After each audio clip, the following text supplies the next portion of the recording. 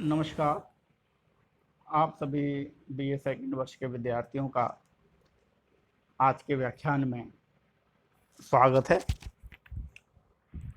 आज हम हमारी जो पुस्तक है सामाजिक अनुसंधान, उसकी सेकंड यूनिट का जो महत्वपूर्ण अवधारणा है प्राकल्पना,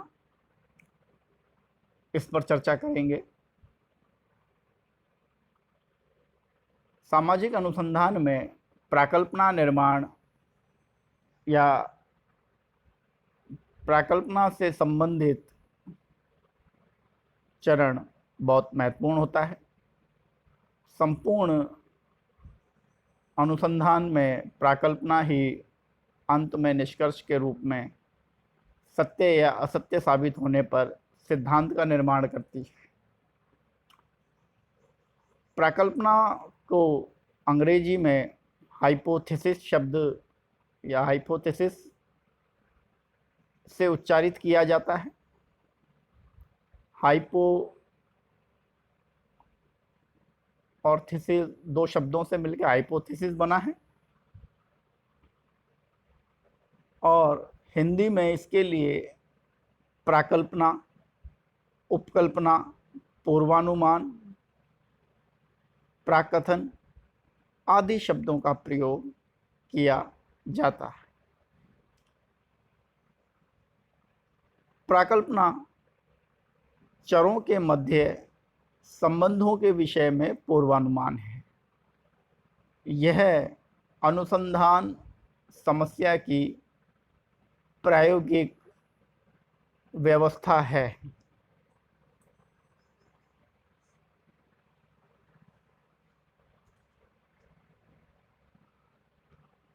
अर्थात प्राकल्पना सहसंबंधात्मक कथन होती है और अनुसंधान में प्रयोग की जाती है।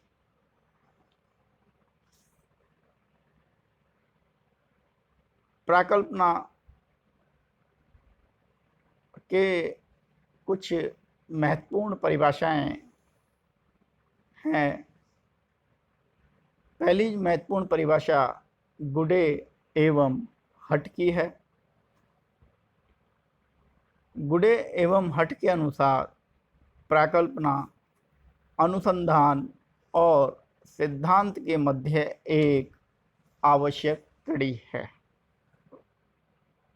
अर्थात इस परिभाषा से यह स्पष्ट होता है कि सामाजिक अनुसंधान में प्राकल्पना कितनी उपयोगी है, और गुडे एवं हट जब कह रहे हैं कि अनुसंधान और सिद्धांत के मध्य एक आवश्यक कड़ी प्राकल्पना है। एक दूसरी परिभाषा है लुंडबर्ग की परिभाषा। प्राकल्पना एक काम चलाऊ सामान्यीकरण है। लुंडबर्ग प्राकल्पना को सामान्यीकरण से जोड़ते हैं और यह कहते हैं कि सामाजिक अनुसंधान में काम चलाऊ सामान्यीकरण के तौर पे प्राकल्पना निर्मित की जाती हैं या प्राकल्पना उपयोगी होती हैं, ऐसा लुंडबर्ग का मानना है। पीवी यंग प्राकल्पना की जो परिभाषा देती हैं, वह परिभाषा बहुत ही महत्वपूर्ण उपयोगी है। पीवी यंग कहती हैं कि एक कार्यवाही विचार जो उपयोगी खोज का आधार बनती है, प्राकल्पना कहलाती है। अर्थात एक कार्यवाही विचार जिसके आधार पर आप कुछ खोज करने जा रहे हैं, तो वह जो कार्यवाही विचार है वह प्राकल्पना है। अर्थात प्राकल्पना सामाजिक अनुसंधान में निष्कर्ष निकालने में बहुत ही महत्वपूर्ण कड़ी होती है।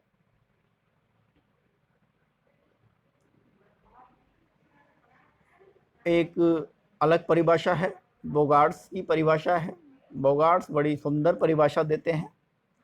एक प्राकल्पना एक प्रस्थापना है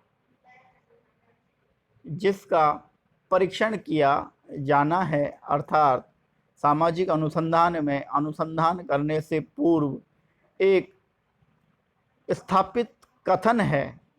उस अनुसंधान समस्या घटना प्रघटना के संदर्भ में जिसके आधार पर अनुसंधान परीक्षित होता है, ऐसा मानना बोगार्ड्स का है। पीटर एच मन बड़ी सिंपल परिभाषा देते हैं। प्राकल्पना एक कामचलाऊ अनुमान है। लुंडबर्ग कहते हैं प्राकल्पना एक सामान्यीकरण है। तो पीटर एक मन इसको अनुमान बताते हैं। वहीं दूसरे कथन में पीटर एच मन यह भी कहते हैं कि प्राकल्पना तथ्यों व सिद्धांतों के बीच एक कड़ी है, अर्थात जब प्राकल्पना में दो या दो से अधिक तथ्यों के मध्य संबंध स्थापित हो जाता है और अनुसंधान के दौरान वह सत्य सिद्ध हो जाती है, तो वह सिद्धांत बन जाती है। इन सभी महत्वपूर्ण परिभाषाओं या कथनों से जो प्राकल्पना की सामान्य परिभाषा निकलकर सामने आती है,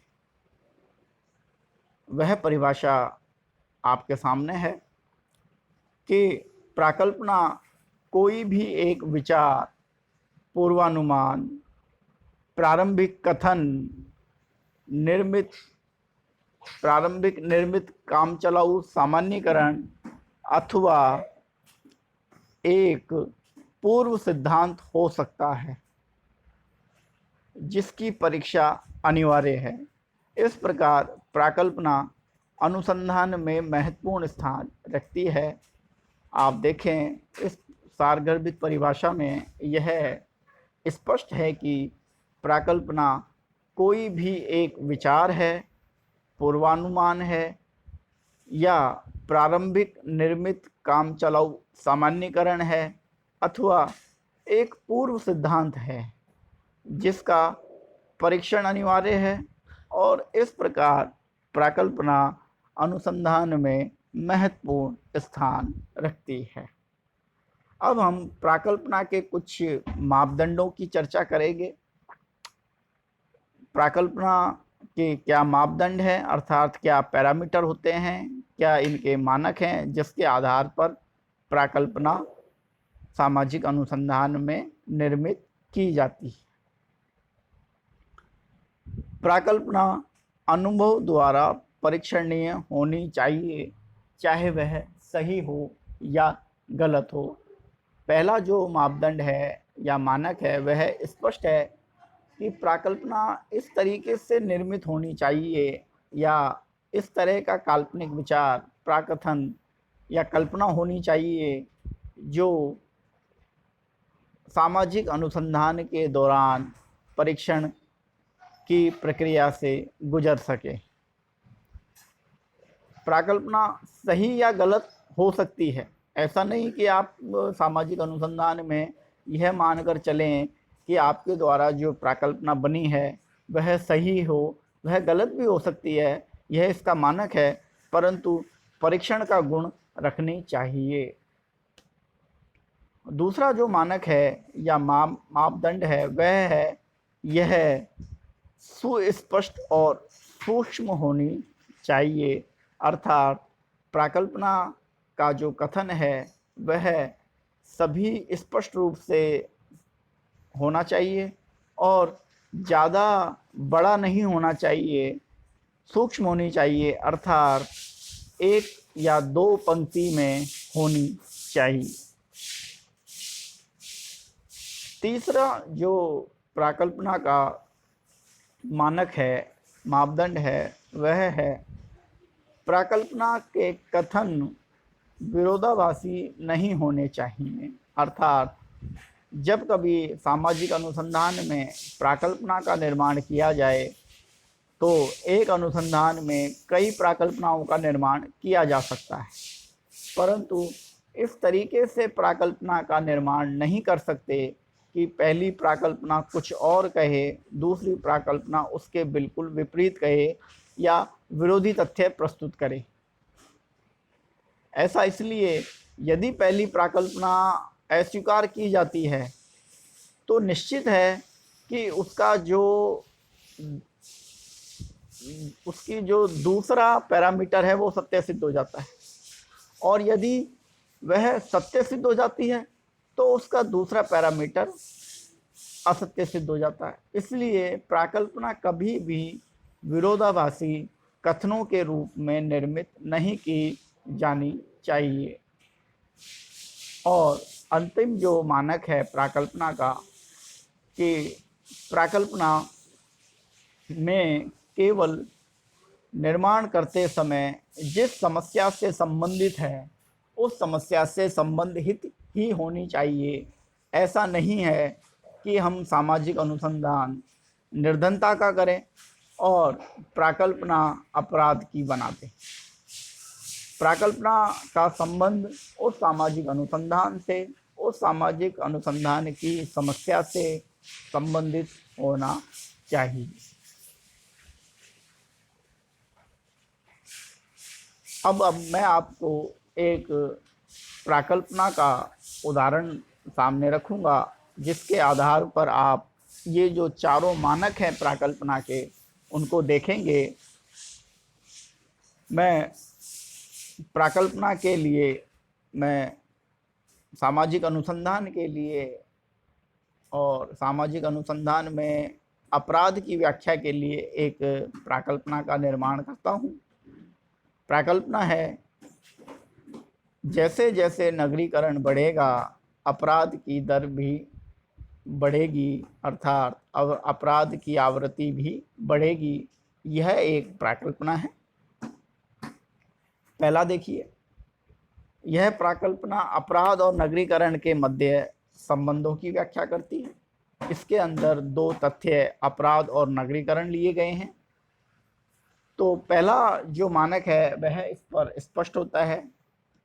यह परीक्षण की जाएगी सामाजिक अनुसंधान की प्रक्रिया में, और यह जो प्राकल्पना है यह सत्य भी सिद्ध होगी और असत्य भी सिद्ध हो सकती है, परंतु यह प्राकल्पना अच्छी है।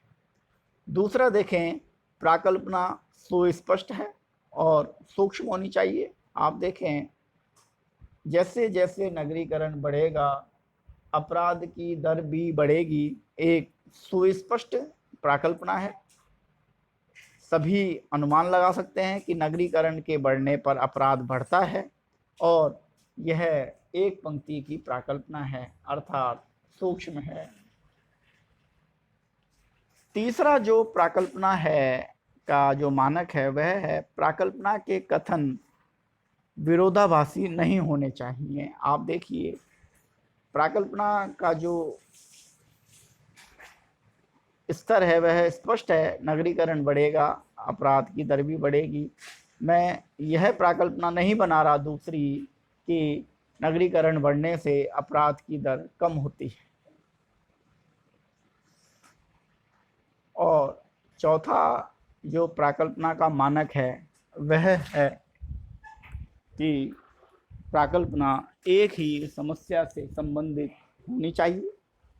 और ये जो मैंने प्राकल्पना आपके सामने रखी, यह प्राकल्पना केवल और केवल एक ही समस्या से संबंधित है, अपराध से संबंधित है। इसलिए जो ये प्राकल्पना निर्माण के जो ये चार मापदंड हैं, ये भी विद्यार्थियों को स्पष्ट होने चाहिए, याद होने चाहिए। परीक्षणता, सुस्पष्टता, सूक्ष्मता, विरोधाभासी तथ्य नहीं, और एक ही समस्या से संबंधित, ये चार प्राकल्पना के मानक हैं। अगले व्याख्यान में हम प्राकल्पना की विशेषताओं की चर्चा करेंगे और उसके प्रकारों की चर्चा करेंगे। आज के व्याख्यान में हमने केवल प्राकल्पना का सामान्य अर्थ, सामाजिक अनुसंधान में प्रमुख विद्वानों द्वारा दिए गए कथन और इसकी परिभाषा और मानकों को सम्मिलित किया है। कल हम प्राकल्पना की विशेषताओं की चर्चा करेंगे। धन्यवाद।